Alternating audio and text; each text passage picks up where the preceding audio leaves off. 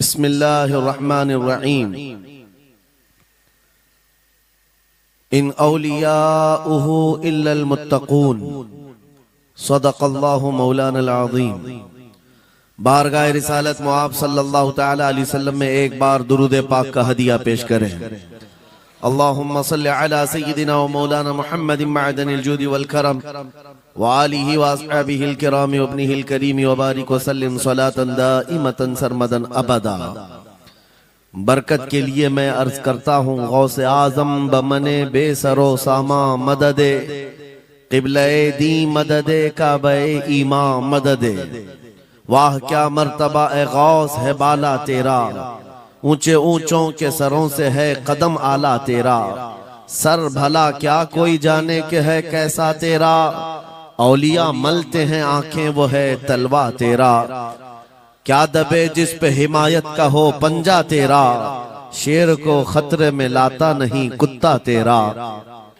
सरकार सैयदना गौसे आजम अब्दुल कादिर जीलानी रज़ियल्लाहु तआला अन्हु जिस हाल में बगदाद तशरीफ लाए थे उस जमाने को याद करें, उस जमाने को याद करें। वो ऐसा जमाना था कि उस वक्त हक बोलना एक जुर्म हो गया था। शिया नवाज खलीफा मौजूद थे। हजरत अबू बकर हजरत उमर का नाम लेने पर भी मस्जिद के दरवाजे पर कोड़े मारे जाते थे। ये वो हालात थे, उलमा की जुबानें गंग थी, बोल नहीं पाते थे। खुतबा क्या देना है वो बिल्कुल स्क्रिप्टेड, जो खलीफा वक्त चाहे बस उतना ही। आज जैसे सऊदियों के यहाँ ये रिवाज है, बादशाह की हिमायत में और बादशाह जैसा चाहे वैसी मस्जिद का मौलवी भी बोलता रहे। शरीयत क्या कह रही है, मेरे मुस्तफा करीम सल्लल्लाहु तआला अलैहि वसल्लम की तालीमात क्या कह रही है, इससे क्या सरोकार। बस उतनी बातें करो जितनी उनके बादशाह की हिमायत की। ये दौर गौसे आजम के जमाने का भी था। उस वक्त हक बोलना एक बहुत बड़ा जुर्म था, उलमा को कोड़े मारे जाते थे। आपको पता है उसी बगदाद में सिर्फ एक हक बात का ऐलान करने की वजह से इमाम अहमद बिन हंबल को 300 कोड़े मारे गए थे। उनकी पीठ झुक गई थी, उनकी रीढ़ की हड्डी टेढ़ी हो गई थी। कोड़ा किसको कहते हैं, कोई रस्सी को नहीं, चमड़े का वो बेल्ट जिससे वो मारते थे तो जिस्म की चमड़ी लग करके आ जाती थी। 100 कोड़े में तो आदमी मर जाता था, कोई बच गया बच गया। 300 कोड़े खाए उस इमाम की बात कर रहा हूं जिसको मेरे नबी की 5 लाख हदीसें याद थी। वो इमाम अहमद बिन हंबल इतने बड़े इमामुल हदीस कोड़े खाते थे तो किस बात पर, सिर्फ हक बात का ऐलान बरसरे पैकार करते थे, सबके सामने करते थे। उन्होंने कोई बादशाह की रियायत नहीं की। उन्होंने ये नहीं देखा कि ये क्या चाहते हैं, बल्कि हमेशा ये देखा कि मेरे नबी की शरीयत क्या चाहती है। मेरे अजीजों, यही बड़ी करामत है।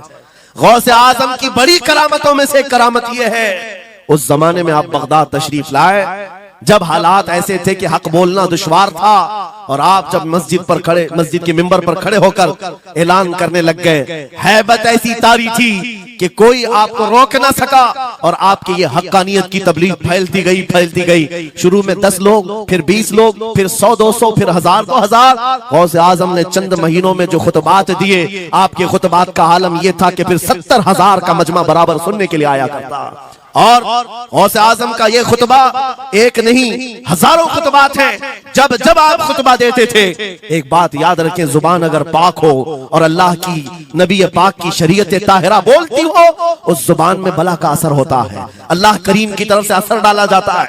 हक बात अगर बुलंद आवाज से कहो, ये मत देखो कि मैं कौन हूं, ये देखो कि कलाम किसका है। अल्लाह करीम लोगों के दिलों पर बात डालता है। गौसे आजम की जुबान से निकले हुए कलमात ऐसे हुआ करते, मजमा खत्म होने से पहले पता नहीं कितनों की तो लाशें उठाई जाती थी, कितने तो वहां बेहोश हो जाते। किस बात पर? इतना असर करता दिल पर कि लोग कपड़े फाड़ लेते थे। खुतबे के अंदर, बयान के अंदर ऐसा असर होता कि लोग बैठे बैठे मदहोश हो जाते, कोई जोश हाल में कपड़े फाड़ डालते। रिवायात में बताया गया कोई एक मजमा भी ऐसा नहीं जिसमें हुजूर गौसे पाक की तकरीर के बाद जनाजा ना उठाया गया। हर खिताबत के बाद, और बोलते क्या थे, हैरत की बात है मेरे अजीजों। आज बाज लोग ये कहते हैं, हम भी बहुत सारी चीजें बयान कर रहे हैं, मैं अपने लिए भी नसीहत और सारे उलमा के लिए भी कहता हूं, लोगों के पल्ले नहीं पड़ती, लोगों के कानों में नहीं जाती।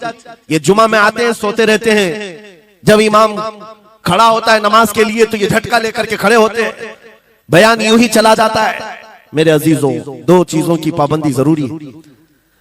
मैंने पढ़ा था इमाम अहमद बिन हम्बल नहीं, हजरत सुफियान सौरी रदी अल्लाह ताला अन्हु, हजरत सुफियान सौरी नसीहत कर रहे थे, और जब वो नसीहत करते तो लोग रो पड़ते थे, आखिरत को याद करते, कब्र की होलनाकियों का तज़किरा करते तो लोग रोने लगते थे। एक बंदा था, वो मजलिस में आया करता और खामोश बैठता और उस पर कुछ भी असर नहीं।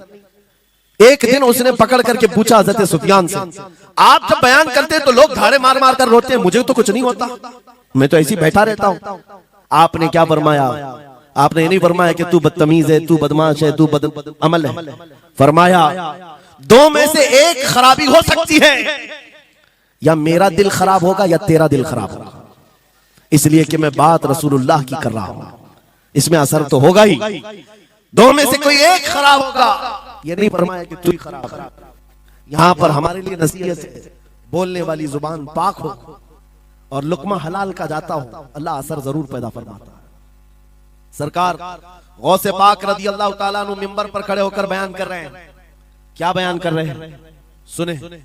एक दिन आप हजरत अब्दुल जब्बार को बिठाए, अपने बेटे को, वो बयान करते रहे, उसके बाद उतर करके आगे कहा, अब्बा जान आप जो बयान करते हैं उसमें जो रिक्कत तारी होती है वो मेरे बयान में नहीं होती, आप बयान करें। गौसे पाक मिंबर पर खड़े हो गए और सुनो, 70,000 का मजमा है। गौसे पाक की तकरीर क्या है? डायरेक्ट शुरू फरमाते गौसे पाक, ऐ लोगों मेरे घर में आज एक बड़ा हादसा हो गया।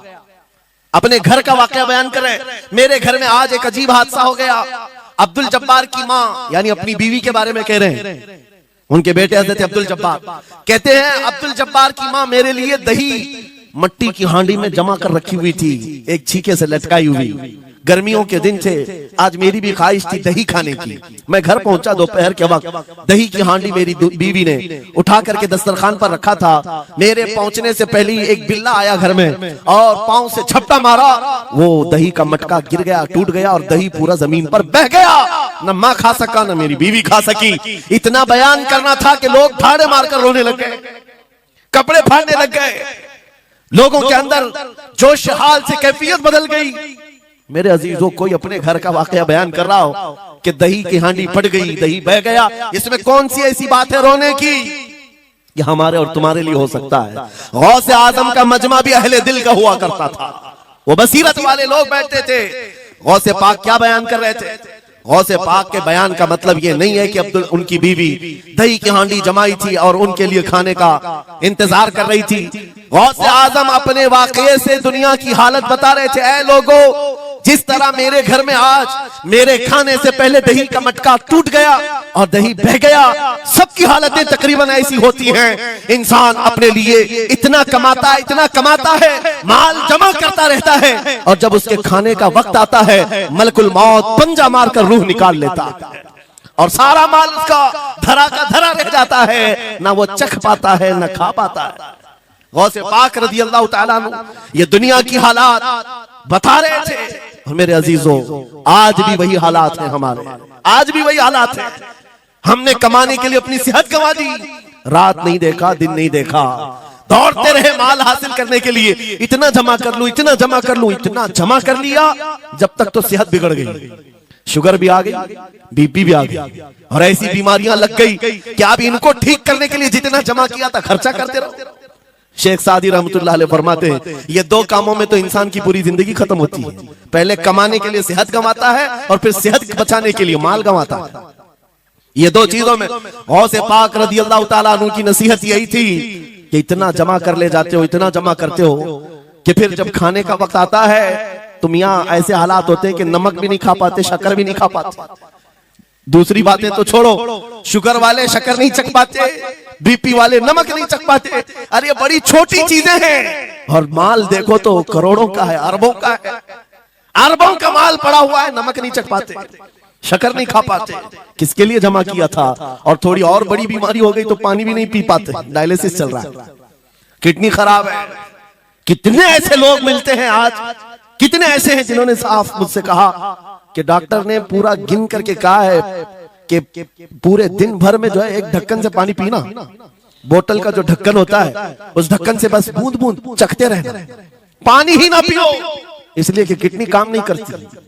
ये दुनिया है मेरे अजीजों, हमने अपनी सेहत गंवा दी, पूरी की पूरी सेहत गंवा दी इसको हासिल करने के लिए। इसी को मेरे इमाम अहले सुन्नत फाजिल बरेलवी ने कहा था, शहद दिखाए जहर पिलाए, कातिल डायन शोहर कुछ, इस मुर्दार पे क्या ललचाए, दुनिया देखी भाली। लेकिन समझ में किसी को नहीं आता। उस वक्त समझ में आने लगता है जब जाने का वक्त होता है। जाने के वक्त हालात ऐसे होते हैं, मैं अक्सर अपने टूर में देखता हूँ, उमरा पे जाते हैं, बगदाद पे जाते हैं, खूब आयश से रहते हैं, सबको पता रहता है प्लेन में सिर्फ 30 किलो का अलाउड है, लेकिन मार्केट में जाते हैं तो उनको कुछ खबर नहीं होती, सब खरीद रहे होते हैं। हो जाएगा, खरीद करके लाकर रूम में भर दिए, और आज शाम में जाना है तो ठोस रहे हैं इस बैग में उस बैग में, नहीं घुसा।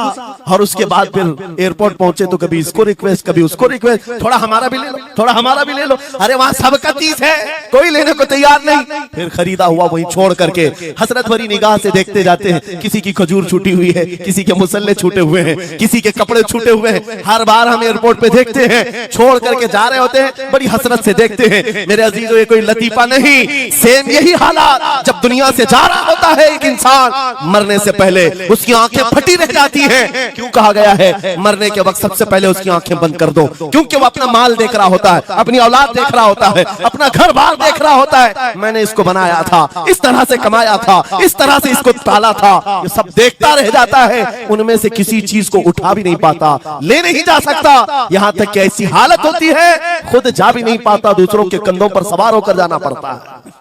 ये दुनिया की हकीकत।